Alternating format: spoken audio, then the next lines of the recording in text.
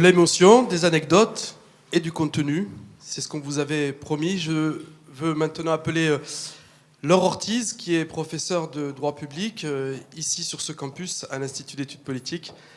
Laure, je t'en prie. Merci, bonjour. Je suis très heureuse en fait d'intervenir après cet extrait parce qu'on y voit un Bernard sérieux, simple, profond aussi, et pas que léger. Et parce que déjà, Anne et Jean-Pierre aussi ont beaucoup dit de l'ambiance qui a pu être la nôtre, dans quelle ambiance on a pu le connaître.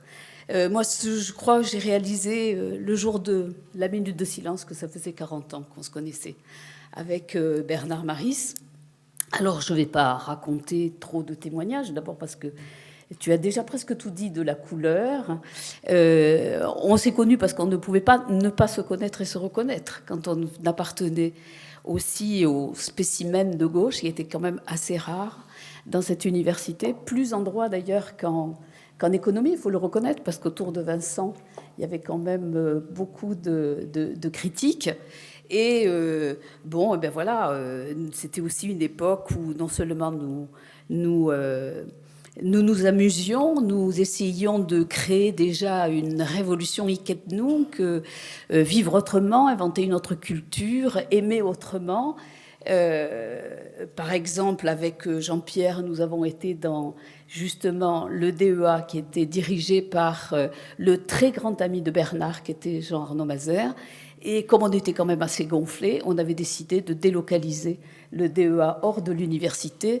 Et nous tenions les séances de Jean-Arnaud Mazère et de Ciorat, alternativement à la fabrique Arnaud Bernard, théâtre qui était la salle de spectacle du Théâtre de l'Acte, ou bien à Persimba, qui était disons, l'espace de vie communautaire où je vivais en communauté et qui était un lieu d'accueil de tous les colloques et séminaires de l'extrême gauche toulousaine dans les années 70. Donc évidemment avec Maris nous avions beaucoup à échanger, ça l'amusait beaucoup. Il n'était pas forcément de ma communauté, mais il communait en grande partie à une partie du programme. Alors bon, moi ce que je voudrais dire surtout de Bernard justement, c'est d'abord évidemment l'étonnante constance qu'il a montrée dans l'affirmation de ses idées et de ses valeurs. C'était quelqu'un de très très disponible à la transmission du savoir hors de l'université. Et l'anecdote dont je me suis ressouvenue pour cette soirée, pour cette journée, pardon, c'est justement un jour où il a été invité à un de ces débats, conférences débats, dîner débat même du GREP. Il avait évidemment acquiescé, comme on le faisait toujours les uns et les autres, mais strictement sans rien savoir de ce que c'était. Et quand il s'est retrouvé donc à l'école de commerce ici et qu'il a vu progressivement l'amphi se bonder de personnes, là il a commencé à flipper et il est venu me voir en me disant qu'il avait envie de prendre la poudre des scampettes, qu'il n'avait pas compris qu'il y aurait autant de monde et qu'il n'avait strictement rien préparé.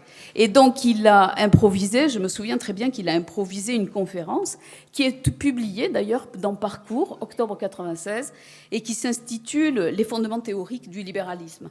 Et ce qui m'a frappé, parce que je l'ai relu, c'est que tout y est, je pense, ou tout y est, ou presque. Tous les thèmes de prédilection qui me paraissent essentiels. C'est-à-dire, tu l'as dit, la morbidité à laquelle nous voue le capitalisme, notre enquistement aussi infantile dans le consumérisme insatiable, la dictature libérale, la terreur qui se joue sous ce pseudo-libéralisme, la ringardisation de la valeur travail, j'y reviendrai, ou encore notre atomisation en une poussière d'individus n'ayant aucune espèce de collectif au-dessus d'eux, la fiction de l'équilibre du marché et des comportements rationnels, la peur de la mort, l'abîme de soi dans la performance dans la performance et la productivité.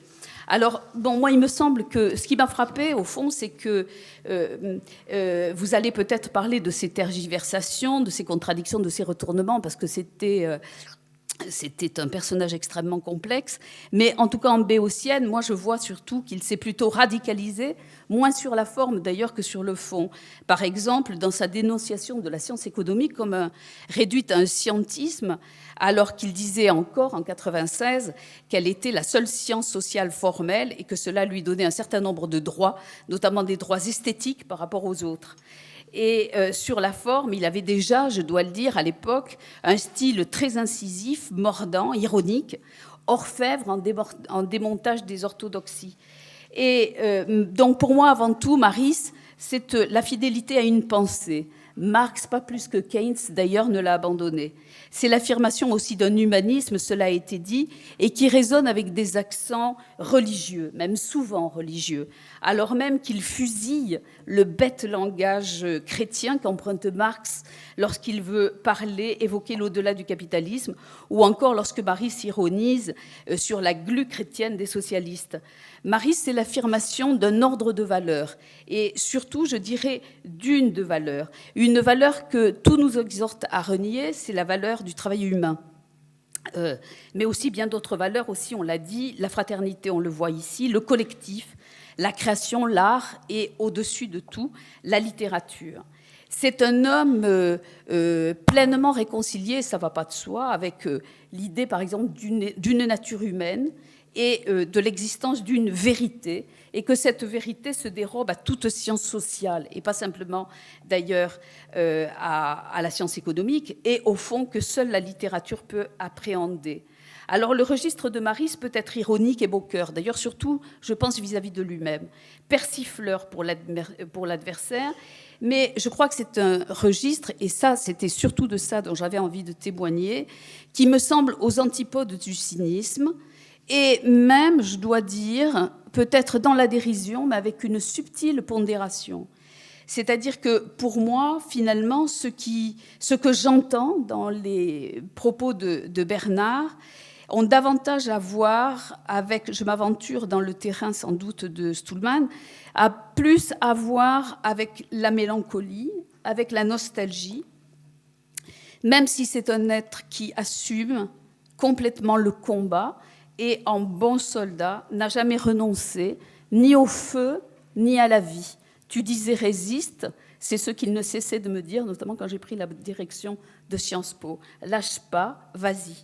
Et justement, il me semble que ce qui m'a frappé et qui faisait l'objet de nos conversations, c'est cette capacité diabolique qu'il avait à jouer l'iconoclaste sur quand même ce théâtre de bouffons que sont les médias. Excusez-moi.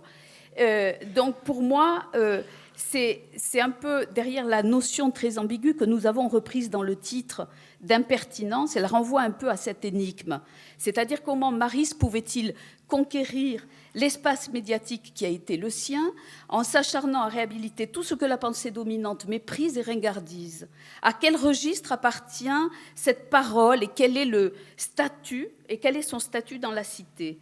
Alors évidemment, sauf cet improbable coup de l'histoire qui fait que mon ami Jean-Pierre Bel devient deuxième personnage de l'État et peut le nommer gouverneur de la Banque de France, comment peut-on être gouverneur de la Banque de France et saltimbanque ?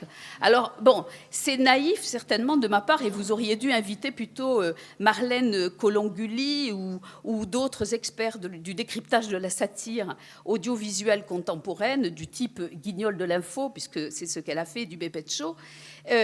Mais c'est vrai que tout a été dit, ou presque, des ambiguïtés, des ambivalences de ce type de parodie, de dérision et d'impertinence. Alors, côté pile, évidemment, la fonction tribunicienne, contestataire, libératoire.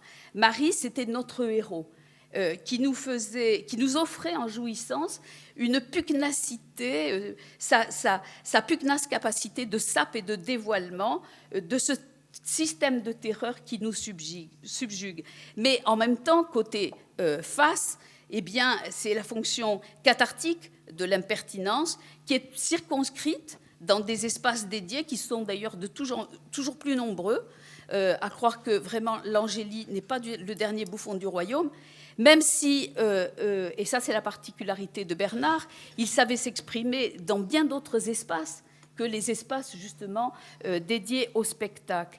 Donc côté pile, Maris mettait en suspens cet abrutissement médiatique auquel on est acculé, et côté face, en même temps, il se mettait en spectacle. Et ça peut vous paraître bizarre, mais pour moi, c'était vraiment une question et un souci permanent. Alors, de l'impertinence, par exemple, La Bruyère dit que c'est n'avoir pas assez d'esprit. Je vais bientôt arrêter. C'est de n'avoir pas assez d'esprit. C'était pas un acte manqué. Ah bon. Je dis de l'impertinence, La Bruyère dit que c'est n'avoir pas assez d'esprit pour bien parler, ni assez de jugement pour se taire. Eh bien, que nenni, Maris était au contraire un maître d'armes en rhétorique, avec un discours savant, un phrasé court, incisif, condensé, critique, jamais grossier, jamais scatologique, bardé de chiffres.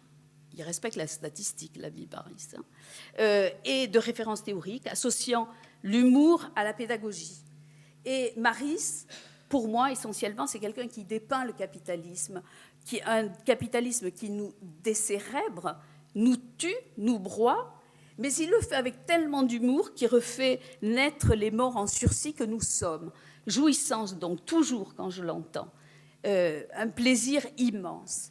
Alors, je lui ai posé 1000 fois la question de comment il se débrouillait pour combiner un tel art de vivre, un tel talent à occuper des espaces contradictoires et à être professeur agrégé d'économie et saltimbanque de l'anti-économie ou l'inverse.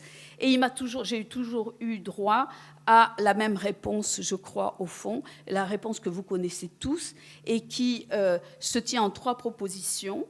J'ai un combat à mener. Premier, j'ai un combat à mener, mais moi je rajoute, et je sais qu'il est perdu.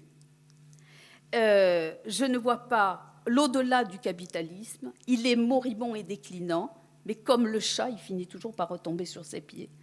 Ça, c'est la première chose. La deuxième, c'est je ne crois qu'en la littérature, elle est fondamentalement l'antidote de l'économisme. Et la troisième, c'est seul l'amour peut nous sauver. Briser la chaîne des causalités, comme il dira avec Houellebecq. Mais justement, quand je vais lire la littérature de Maris, ses romans comme Le Journal ou ses essais comme Un homme dans la guerre, eh bien, ce qui me frappe surtout, c'est que ce combat, il est en nous.